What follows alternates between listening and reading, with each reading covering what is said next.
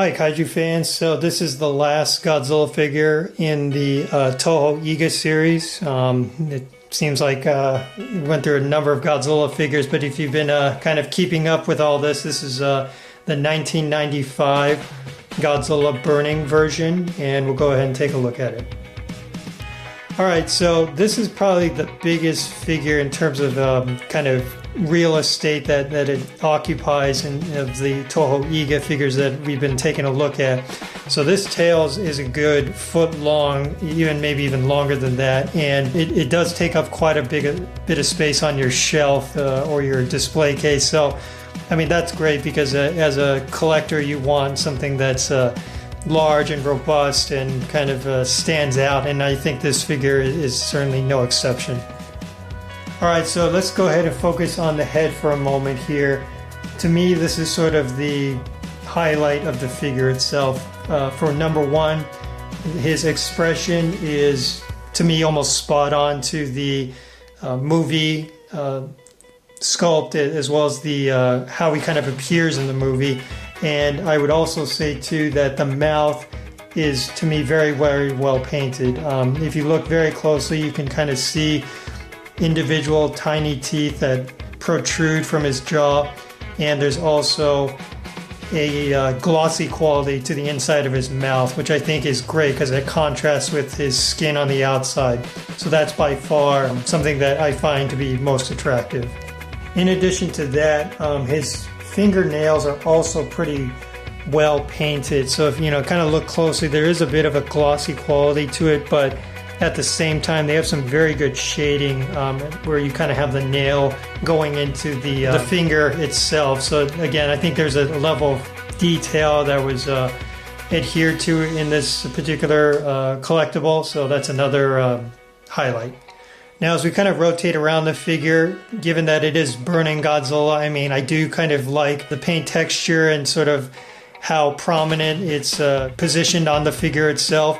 I think it's a nice contrast, and certainly if you've seen Godzilla vs. Destroyer, you can understand and appreciate already why this is such an iconic Godzilla in the lexicon of Godzilla figures and monsters over the past 70 plus years at this point. Another thing I do like is the dorsal fins in contrast to the ones in the 1991 Toho Eiga Godzilla that I showed a little while ago in a separate video. To be painted much better. I mean, granted, it's not necessarily airbrushed and it maybe doesn't have the shading that you would expect, but at the same time, there is a level of quality and care into the paint job, at least the orange-red portion, that I also really do like.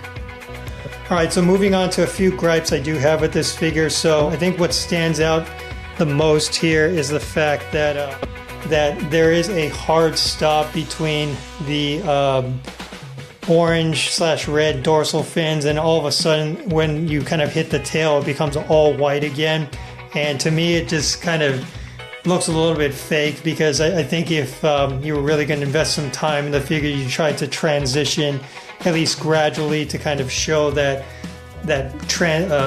change over the body structure. But in this case, for whatever reason, it was kind of lazily done, I would say, and it just kind of stops here, and then all of a sudden it becomes white the rest of the figure.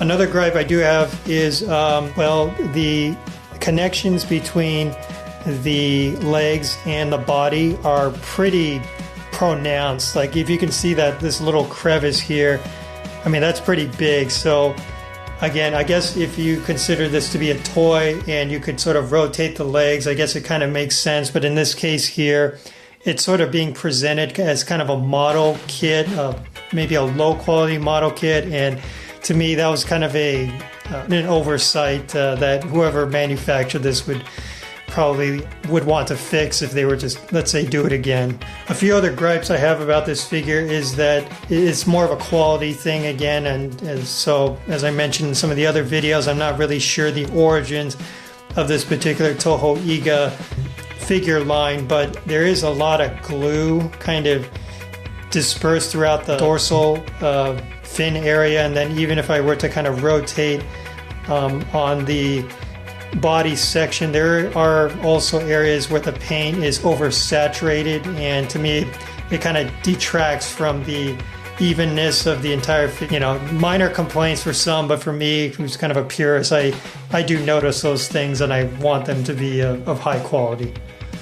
All right, yeah, so that's kind of a basic look at this guy, both the good, the bad, and the ugly. If you like this content, please hit the thumbs up button and subscribe, and head on over to KaijuKingdomCollectibles.com for Godzilla fans by a Godzilla fan. We'll catch you next time.